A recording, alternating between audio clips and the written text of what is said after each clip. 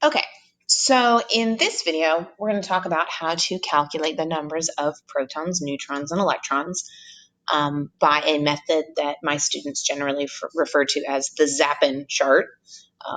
If you look at the top of these columns, you can see it says Zapen, but don't let that lull you into a false sense of security. Just because we call it the Zapen chart does not always mean that it is in that order. In fact, that is one of my favorite things to do, is to take some of these and flip them around and make sure that you're paying attention. So before we get started on calculating it, let's go back and review what each of these columns represents and the information that we need to glean from each of these columns. So the first one, element, obviously that is the element name from the periodic table. Again, the full name, not the symbol, spelled correctly. You have a periodic table, should be spelled right. All right, then we have Z. What does Z represent? Z represents the atomic number, which is also a representation of the number of the protons. So whatever you have for Z and whatever you have for P, the protons, should always be the same. Remember, the protons are the positively charged particles. A represents the atomic mass, and the atomic mass is the sum of the protons and the neutrons. So you can say this a couple of ways. You can say that Z, which is the protons or the atomic number, plus N equals A. You could say P plus N equals A, remembering that P and Z mean the exact same thing. And it's really important to point out that if Z and N together must equal A minus Z should also equal N. And again, N being the neutrons. This relationship is really important when we start talking about isotopes. Remember that isotopes are atoms that have the same number of protons, so they have the same chemical identity, but they have different numbers of neutrons, so they behave just a little bit differently. We see this indicated in things like radioactive decay. So the number of neutrons something has is really important to how it behaves.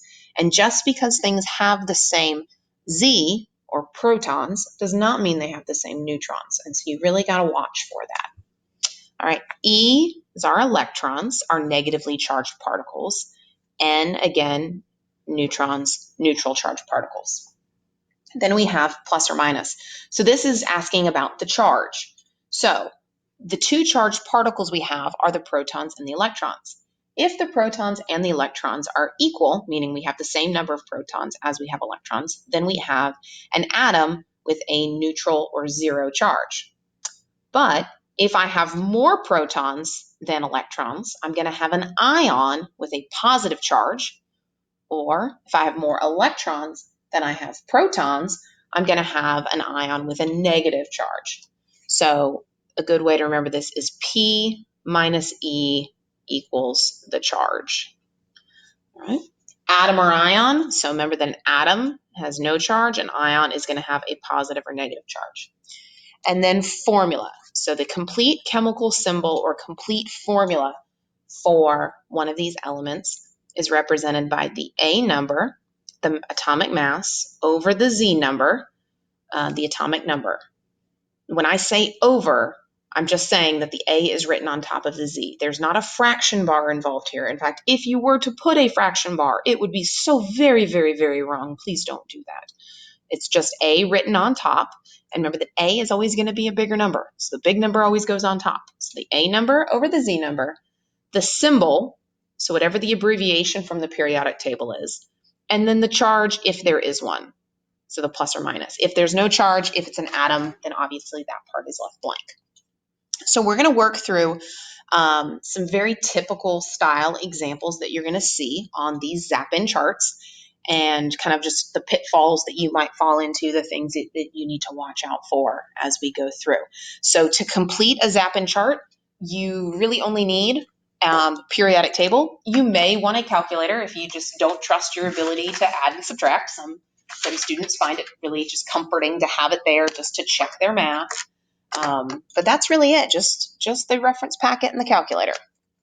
All right, so for our first example, in the first example, what I have printed here is what you would be given. So you're given Z of 4, electrons of 2, neutrons of 5. So the electrons and the neutrons do not help me identify what particular atom or ion we're talking about. It's the Z number that allows me to do that. So I'm going to go to the periodic table. I'm going to take the Z number, remembering that the Z number is my atomic number. I'm going to find the element with atomic number 4, and I'm going to identify it as beryllium. So this is beryllium. So I'm going to write down my name here, beryllium.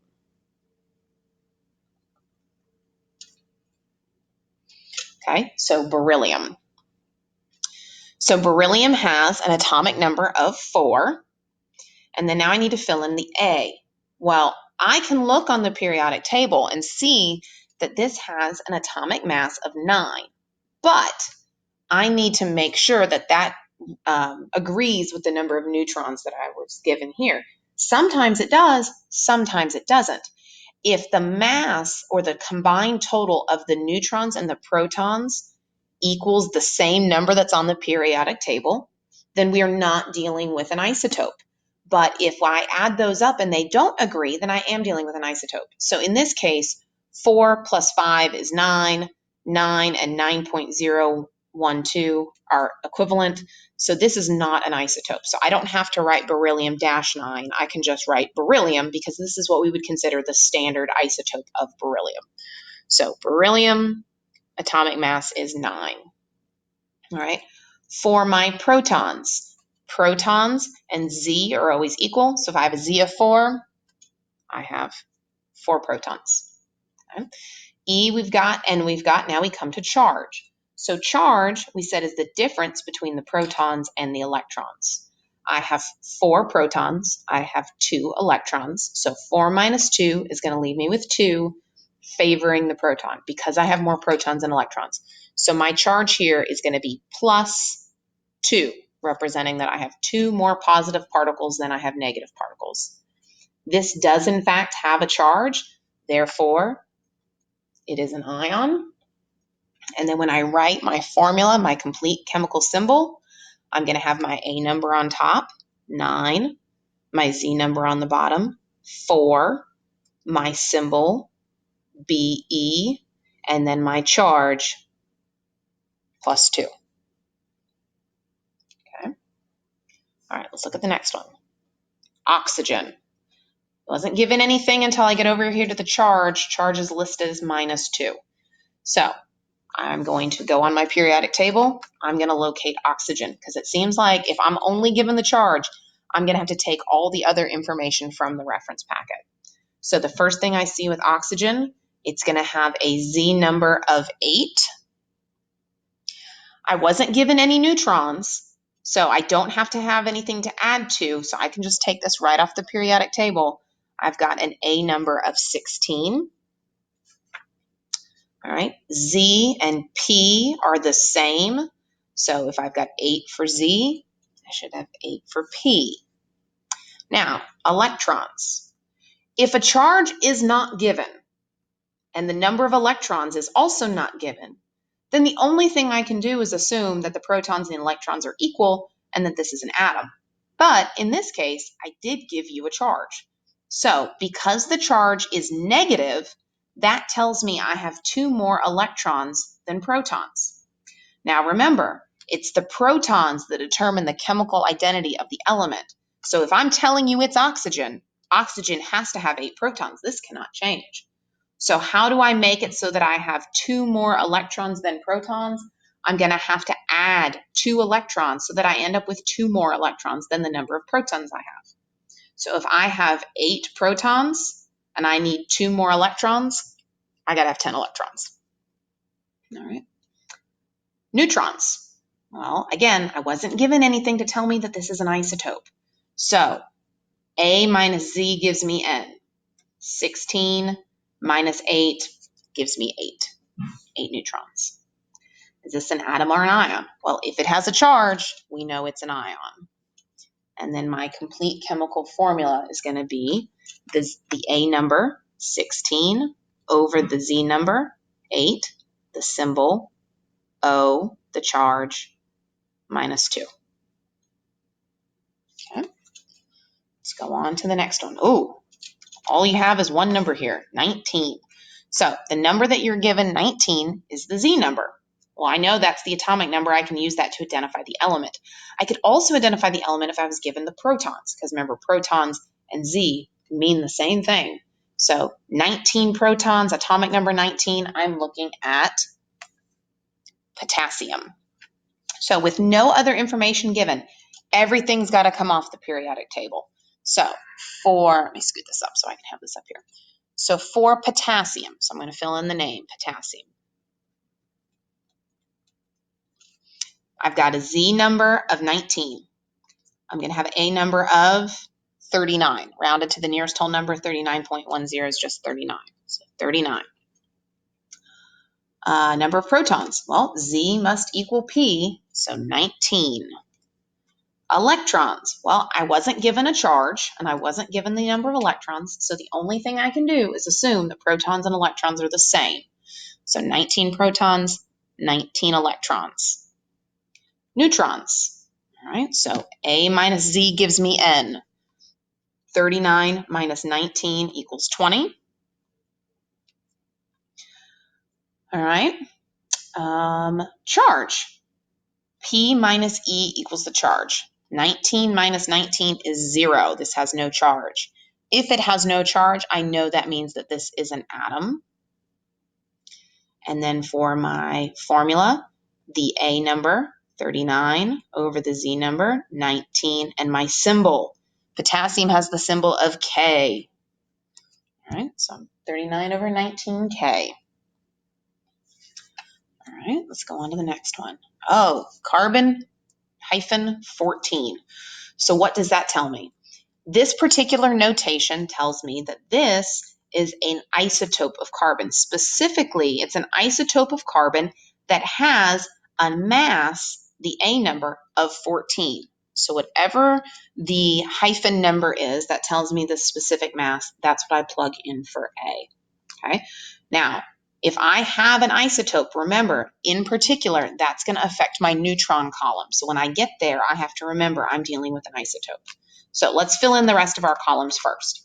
All right, so we find carbon. And we see ordinarily on the periodic table, carbon has a mass of 12. Another ding, ding, ding, this is an isotope because these two numbers are not the same. All right, for carbon, my Z number is 6. My A was given as 14. My protons are still 6. My electrons, well, I wasn't given a charge and I wasn't given electrons, so I need to assume that they are the same. So 6 protons, 6 electrons. All right. Now I get to my number of neutrons. Well, A minus Z gives me N. 14 minus 6 gives me 8. I have 8 neutrons. All right. Protons minus electrons, 6 minus 6 is 0. That makes this an atom.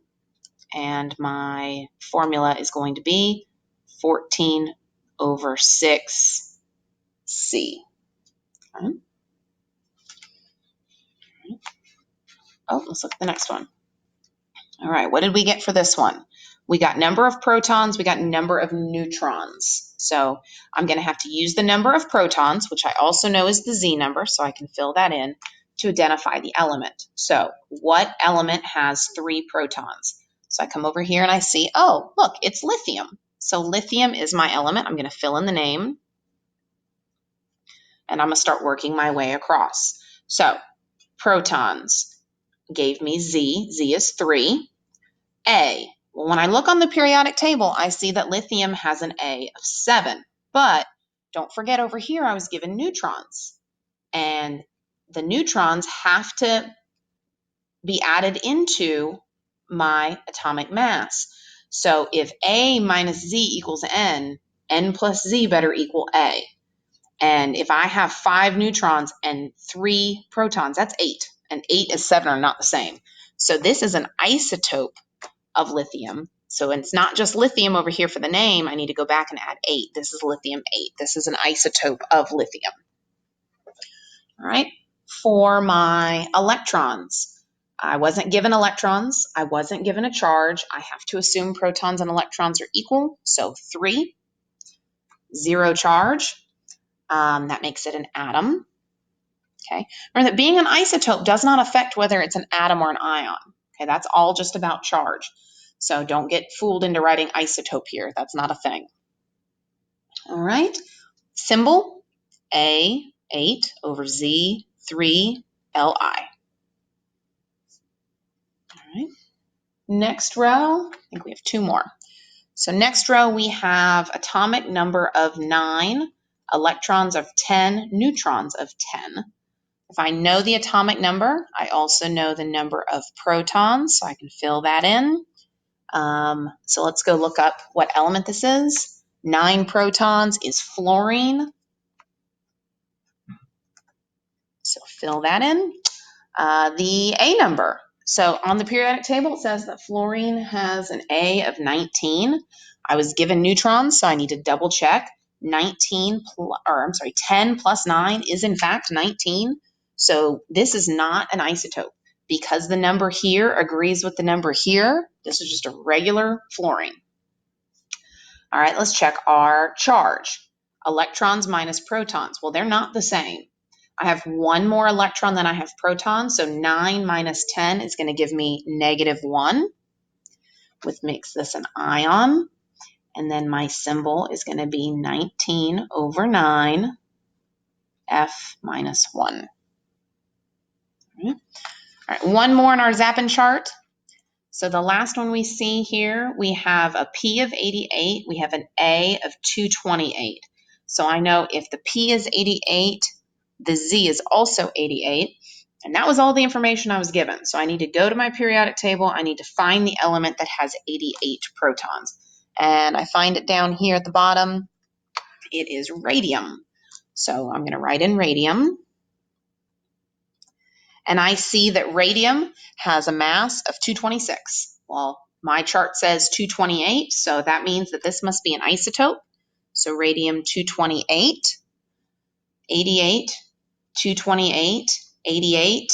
We get to electrons. I wasn't given electrons. I wasn't given a charge. I have to assume that they're equal to the protons. Neutrons. So A minus Z equals N. Here's where that calculator comes in handy sometimes. 228 minus 88 is going to give me my neutrons. 228 minus 88 is 140. For my charge, protons and electrons are equal, so 0. Atom. And what's my symbol? 228 over 88 Ra. Okay. So that's a pretty good rundown of what you would see in a Zapen chart, calculating protons, neutrons, electrons. But that's not the only way that this material can be assessed. I can ask you this information without giving you the whole chart. It's actually a little bit easier for you when I do it that way. So we're going to look at a couple of examples of how I can assess this information without throwing a whole Zapen chart at you. So the first way we're going to look at it is if I give you just the protons, neutrons, and electrons in isolation. How do I deal with that? So let's look at these one at a time. So if I have the situation of 53 protons, 74 neutrons, and 54 electrons, how do I write the complete chemical symbol for that? Well, the first thing I need to do is figure out what element am I talking about. So 53 protons, that means that the Z number is 53. So we come to the periodic table, we locate the element, and I see here, oh, look, it's iodine. So I'm going to start by writing the symbol I. Okay. I know that my P is the same as my Z, and that my Z number goes on the bottom. So I'm going to fill this in, 53. All right. Then what's my A number? Well, the A number, we know, is the total of the protons and the neutrons. So how do I get the A number? Add these two together. So 53 and 74 is going to give me 127. So there's my A number. And then I need to determine if this has a charge. So to determine if there's a charge, I look at the difference between the protons and the electrons. And I'm going to take the 53 minus 54. That's going to give me a charge of -1. And so my complete chemical symbol for this is 127 over 53I minus 1. Okay? So it's just like doing the Zapen chart, but a little bit less work because you're just given the numbers and asked, now what do I do with them? All right, so let's look at the next one. P50 or P35, N45, E36. So I'm going to go to my periodic table. I'm going to find the element with 35 protons. I see that is bromine. The symbol there is Br. So Br. P of 35 is the same as Z, so I'm going to fill that in at the bottom. To get my A, I'm going to add those two together. So 35 and 45 is 80. And charge 35 and 36 is going to be minus 1. All right. Last one like this, element number 31. I find that, oh, that's gallium right down here. So gallium, Ga, Z number 31, because that's my protons. 31 and 39 is going to be 70 for my A number. And the difference between the protons and electrons, 31 minus 31, is 0. So this is an atom. Okay. All right. And then the last thing that we look at is, what if I want you to go the other way? What if I give you this and I ask for the protons, neutrons, and electrons? So we're going to look at two of those. So for the first one here, 122 over 51 Sb minus 3. Sb is antimony. So I'm going to write out protons, neutrons, and electrons. So I know that my bottom number here, 51, is my Z number, which is the number of protons. So I've got 51 protons. How many neutrons? Well, if protons plus neutrons equals that top A number, then the top A number minus the protons should give me my neutrons. So 122 minus 51 is going to give me 71. So I have 71 neutrons. And then electrons. So I have a charge here of minus 3, which means I have 3 more electrons than I have protons. Well, if I have 51 protons and I have 3 more electrons than protons, then I must have 54 electrons. All right, and then for our last example here, 108 over 47 Ag. 47 is my Z number, that's my number of protons. 108 minus 47 is 61, that's my neutrons. And I don't have a charge, so that means my protons and my electrons must be equal, 47. All right, so that should cover you for all the different variations of how to calculate protons, neutrons, and electrons.